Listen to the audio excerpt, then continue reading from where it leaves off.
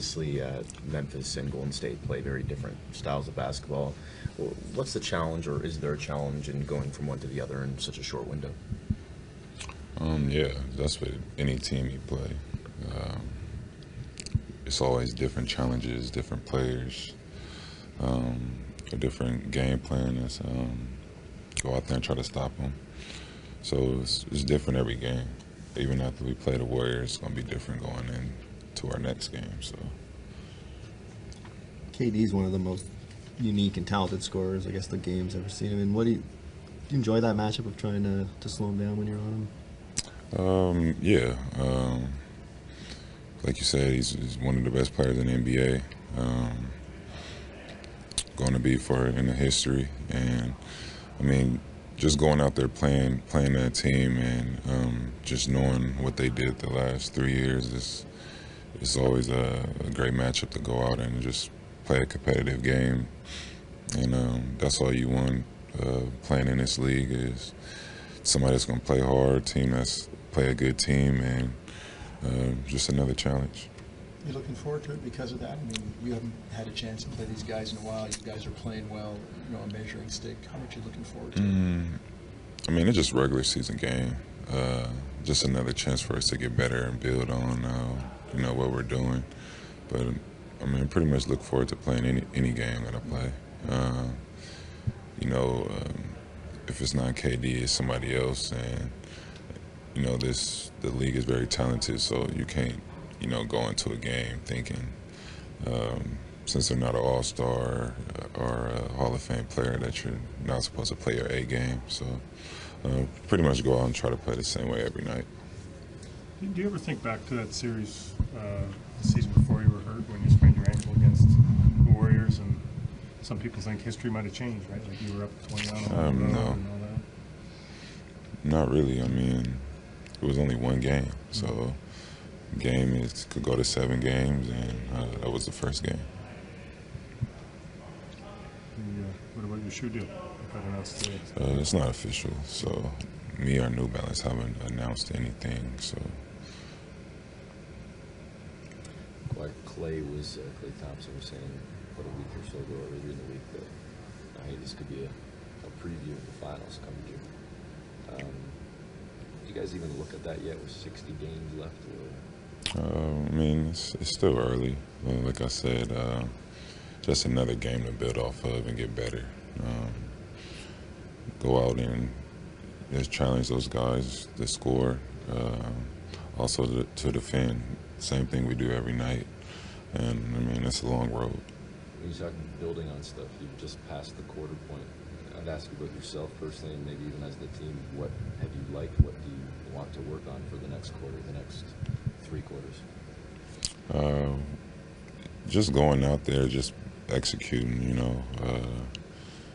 Also, I think we can do a better job defensively. I mean, that's a lot of things, you know what I mean? Just don't want to hit on all of them right now, but I just feel like we can still get better. I don't feel like I feel like we are moving as a team and everything, but I just feel like we still have room for improvement. Do you see the ceiling of this team being quite high? Like, does 18-4 say to you that if you're 18-4, you think you can get it better? You must have pretty high expectations. It's not even necessarily the record. It's about, how we're playing and wanting to play consistently. And, with us having leads by 15 points and teams coming back and us being down 15, just things like that, just be able to play consistently. And, the record doesn't show that, but, once you're on a team and you're playing, you could get like a feel or understanding. What was last night the most defensive pressure that a team has thrown at you this year so far? Maybe, yeah, I'm not sure. I mean, they did a good job of sending a lot of help defenders, but it just periodically, within the game, they pretty much did it all night. But I mean, we won the game and I had fun playing. So, how do you feel you were able to adapt and adjust in the second half to how they were playing you? Just stayed aggressive. Just played the game, seeing what they was throwing out in front of me. Like I said last night, I knew things were going to open up once that fourth quarter came from my teammates. Once I stayed aggressive, I seen passes that were there early, so I just saved it for the fourth quarter and then knocked down shots. Yeah, man, just, some shots going in finally. But, I would have told you that 12 games ago that it'll balance out eventually. And you got to stay patient, stay focused, and stay even-keeled and keep working. Trust the work that you put in. Teammates doing a great job of finding me. And obviously, as I try to find my rhythm and try to get healthy as best as I can, sometimes all those things go together. And I think that's what you're seeing right now. How much you have to trust that work tomorrow night? Big time. Obviously, a lot of respect for the team that's coming in. We've been playing well, they've been playing well, so it'll be a big time matchup. And, just when you go out there, you can't be anybody except for yourself. Go out there and, see how you measure up, and it'll be a great game. Memphis and Golden State play such different styles of basketball. What's the challenge, or is there a challenge in going from one to the other in such a short window? Nah, we do it every night. You'd be lucky to play two teams that play similar back to back. So everybody's different. We knew what the game plan going into Memphis was going to be, and we had to adjust to that. And the game's over. We look forward to Golden State and what they bring and the challenges they bring, and put a game plan together and try to go out there and execute. Do you feel like some things are healing up? I mean, you probably won't tell us, but is that part of it? Yeah, I'm doing great, man. I'm awesome. It's just the NBA season. It's ups and downs. I'm feeling better than I felt, for the most part. I can say that. Still not where I would like to be, but a lot of times we don't get to say so in that. You just got to keep grinding, keep fighting, and do your job on the rehab side to get as good as you can get and go out there and go to war. Fred, would it be as a fan or even as a competitor, do you kind of look forward to or relish games like tomorrow against, back-to-back champs and the potential of, hey, you guys got the top record in the league, and there's a lot of hype around it?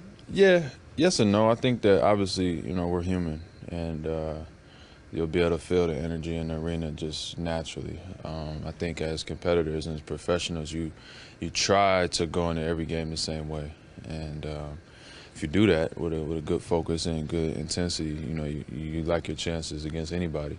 And so for me, it's going to be the same approach as it was last night that it is tomorrow, and that's something that's allowed me to have some success, is just trying to go out there and play every game the same, no matter who's stepping out on the floor.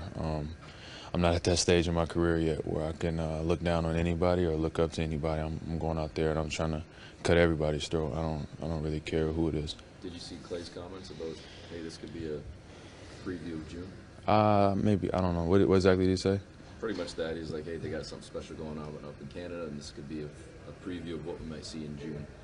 It's nice of him to say that. Obviously, much respect to the group they got there, and Clay is probably one of the deadliest guys in the league. So it's funny when guys who are that cold-blooded on the court make nice comments. But who knows? We got a lot of work to do. They are established as champions, and it's our job to knock them down. But we got a lot of work to do from now until then, and so we're going out there to measure ourselves. Obviously, that's one of the better teams in the NBA. We feel like we're a top team. They're obviously been a top team for the last however many years, and we'll see how the game goes. But as far as looking ahead, we got a lot of work to do. Mentally, Fred, what goes into? Nick talked about it, and we see it all the time. Golden State, your game's close, and they score a three, you turn it over, you take a bad shot, they hit another three, and you look up and they've scored it's like an 11-1 run or 11-2 run. Mentally, what goes into withstanding that stuff? Just be solid. You gotta be solid. And that's one thing. It'll be good for us. We've been trying to do that, and this is probably the most explosive team in the league. Obviously, when they're at full strength, any mistake you make they're gonna make you pay for it. So it'll be great for us to go out there and try to have a good, solid game, limit turnovers, get good shots, and get our defense set, and we'll see. We'll see how it adds up then. But if you go out there and take bad shots and turn the ball over, like you said, they'll hit 5 or 6, 7 in a row within minutes, and you know how. Obviously, Memphis and Golden State play very different styles of basketball. What's the challenge, or is there a challenge in going from one to the other in such a short window? There definitely is. I think, but it's kind of happens a lot, right? Each night you're going against different levels of pressure defensively, different coverages defensively, different paces, and then some nights like. That style didn't seem very 122 to 1 whatever it was last night. Wasn't very Memphis grinded out style. And I'm not saying we dictated pace or anything, but that was some high level offense going on there last night, and some not so high level defense at times. But also I think two teams that were really going at it, and the pace favored us, I guess, right? So I don't know. You know me, Josh. I don't know. That game tomorrow could end up 95-90, and I wouldn't be surprised, right? I was expecting a 95-90 last night, and it was in the 120. So we'll see when the ball goes up. Now that more teams are playing sort of like Golden State, do they have the same kind of shock effect that they did a couple of 2-3 years ago, maybe? I think so. I don't. You know, I think. Wish I had something really clever to say about the people are trying to do what they do, but nobody does it like them, right? I mean, they still crush you with that 30-footer, and then another one, and that, you know, and they do that spirit it takes away from you, the discouragement of playing so hard and well, and you turn around and they throw in another 30-footer, and you know, you can see every team shaking their head, you know, like they just got punched off the ropes and are trying to stay in the fight. So hopefully mentally we'll be strong enough to deal with that, because it's coming, right? You're just going to have to take that little run of 3-4 threes that they make and keep on playing. How do you prepare guys for that? You talked yesterday morning about keeping your composure with Yep. various things in the game. You guys didn't do it in the first half. You did do it in the second half. How do you sort of prepare for that going into the game where you know that there's going to be some level of frustration? Well, I think you gotta, you know, we don't shy away from it, right? We're going to discuss it as part of how you know, part of our getting through tomorrow's game with a win, right? I think we got to be able to handle it. And there's degrees, and sometimes like you don't handle it very well, and the next time you do, or you know, in the same game. And I think you mentioned that last night. You know, I thought we were frustrated early in Memphis, and then we just kind of decided. We got to halftime, and I'm just like, you know, come on, man, let's just play, right? We've both teams actually complained enough. How about the first one to start playing basketball and stop complaining might win this game, and that's similar to what you're saying for tomorrow. Like, we've seen Kyle, you talking about, you know, 30-footers and whatnot. It seems like he's trying to stretch it out more and more and more the last couple of years. Is that something that you welcome? I mean, is that kind of in his arsenal now to take those deep ones? Yeah, it was one of the things that I talked to him the day after I got the job, because I said he's got the range, and the whatever's been broken open, the strain on, oh, you can't shoot those, right? Oh, you can't shoot 33s a game. Oh, you can't shoot 43s a game. Oh, you can't shoot from 30 feet. Those things are being broken open, and he's got the ability to do it. And that was one of the things I said to him for the summer. I said, work on your range, man, because I want you to come down and start pulling deeper ones, because it's not going to be so, what a horrible shot, you know, well, undisciplined basketball, you know. It's the best team in the world. That's the way they're playing. Yeah. Anybody else that you would give that green light to as well? Jonas. No, just kidding. Maybe, yeah. There's a couple other guys we're trying to get them to stretch out there, too. One of the guys that's kind of been compared to Pascal, or Pascal's drawing comparisons, has got a bit of Draymond in his game, just the different things he can do. Do you see that at all? I mean, he's obviously very different, but Yeah, I mean, the comparisons are that he's a four. You know, he's a four-man that brings the ball up the floor. Plays with a lot of energy. Is versatile, you know, both sides of the ball. You know, can guard multiple people. When you're Pass, all stuff, yeah. When you're looking at a game plan for tomorrow night, how nice is it? I mean, I think these guys have beat you 8 straight times. How nice is it to have Kawhi Leonard to go, we'll start him on Kevin Durant? It's good. It's good. I haven't really thought about who's guarding who yet, but I'm sure he will. I think one of the things I got some thoughts on some things. I would think kind of went into last night's game with wanting JV and Serge to both kind of tag team Gasol over the course of his minutes, and I wanted to do the same with Conley, but with about 5 guys. Right, I wanted Kyle and Fred and Danny and Kawhi and OG and Pascal. I wanted them all to guard them, some just to try to eat into them. Those 2 guys are so good, and I that's some of the versatility that we're talking about, and that's really where we're trying to grow defensively here, is that we can take a number of people and put them on the go-to guys. We haven't done a ton of it yet, again, because we're just still slowly kind of feeling our way through who we can become here. But I would imagine there'll be several people guarding their main guys tomorrow. I mean, bigger picture is that the Warriors have kind of imposed that on the whole league, right? It's like you can't have traditional matchups and expect to have any success guarding that. You've got to be willing to have all kinds of switches all the time. Well, the biggest thing is that you got to have the bodies to guard them, right? You got to have somebody that can. I'm not saying you got to have somebody who can look Kevin Durant in the eye, but you can't be looking him in the belly button either, right? I mean, you got to have some size on some of these guys, or they're just shooting over you, and it doesn't matter how well you're guarding them. They don't even see you down there, right? So we've got to do a good job of doing, keeping size on some size, especially of the shooters.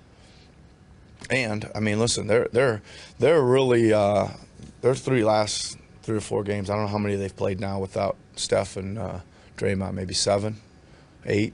But their last 3, man, they got those. Obviously, Clay and KD are playing unbelievable. But the rest of those guys, man, they're playing hard. They've got a chemistry and a rhythm with this group now, playing their butts off. What do you think of the idea that maybe they're, as much as they're playing well, they're a little more vulnerable than they've been during this run? Well, I mean, I think anybody would say that, if you're missing 2 really, really good players. I mean, Steph's an MVP, and Draymond's, I don't know where you rank him as far as good players, but he's really a key guy to what they do and really makes them unique. I mean, they're so unique in a lot of ways, but he's another thing that makes them unique. They're obviously a different team without those 2 guys. But I think, again, they've just takes everybody a while to get used to guys coming in and out. Right? They've lost a couple, but they've still got 2 great, unbelievable players, and now the rest of those guys have figured out their roles a little bit. They've changed a few of the pieces. Should be a good game if we play well. How far along, you mentioned that you're still figuring out what you can become defensively. How far along are you guys with your switching? Because at times last night it seemed like you were dialed in, particularly in the 4th, and at times you're just giving up bad matchups. Yeah. I mean, I think there's still some work to do, but I'm trying to figure out, to be honest with you too, Eric, like how far. I mean, I don't know. It's a midweek game in the middle of November, and your team's won 5 in a row. Are they going to play defense every second of every game all year long? I don't know. That's what we're trying to find out. We're trying to figure out how far we can go with that stuff, right? And we didn't play any defense in the first half last night, right?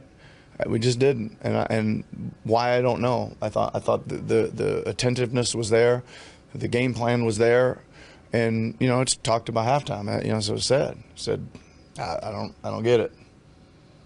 I don't get it. But here's the good news: you got 24 minutes to go out there and have a hell of a win. Now it's already going to be a hell of a win. Now it's even going to be more a hell of a win if you go out there and start playing some defense and doing, and they did.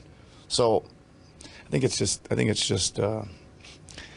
got to accept that there's some ups and downs in play, flow, energy, connectivity, chemistry throughout the course, and that's a really good team that was amped up and fired up to try and knock us off, and they gave us a lot of big punches in the first half, and we hung in there and took them. Hey Nick, this might be a fan thing or media thing, but it was Clay that said it, I guess. How do you manage hype or expectation when you got a guy like Klay Thompson coming out and saying, hey, this could be a finals preview, this could be something we see come June, and they got something special going on there in Canada, and obviously that just amps everybody up for this game even more.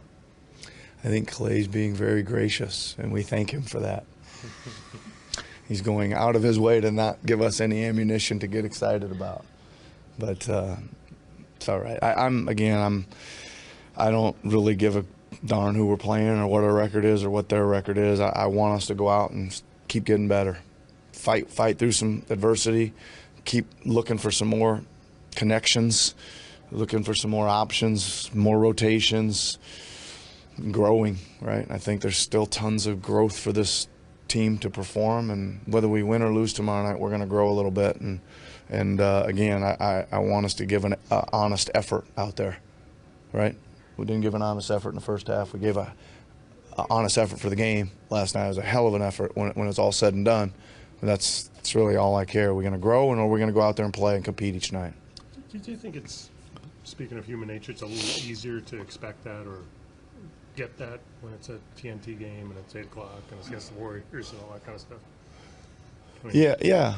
I think naturally, I think there's a little more buzz and juice around the games, right? I think, these guys are walking around a little bit. People are telling them way before last night's game how big a game Thursday's was coming, right? So they're getting that. They'll feel it. I think you were saying the other night that you wanted to kind of learn what your guys were made of when they're tested. Yep. Were things you learned about them last night at halftime? You have to come in and give up 71 points. What did you learn from them? Yeah, I think you learn. Here's a couple things. You learn, one, that if we aren't dialed in on defense, we're pretty average or not even average, right? And when we are, we're as good a defense as there is in the league. So it's just a matter of can we stretch that out over the course of the game? Can we call it up when we need it? Can we do it on the road when it counts? Can we do it maybe when our shots aren't going in? I think a lot of it had to do with our shooting was energizing our defense too, right? But they earned those shots. There was good ball movement. There was good spacing. It's a good, really good, I think, number 2 or 3 defensive team in the league, and we were shooting wide open shots all night long. So they earned them, and they went in, and that energized them on defense. And listen, I thought we took a step forward with some fourth quarter attention to detail, right, at both ends. I liked our pace late in the game, getting stops, and we kept pushing. Had guys make some big shots. Maybe not expect, OG, DeLon, Fred, back-to-back threes. Kawhi kind of with the dagger 3 at the end. There's some neat stuff happening out there.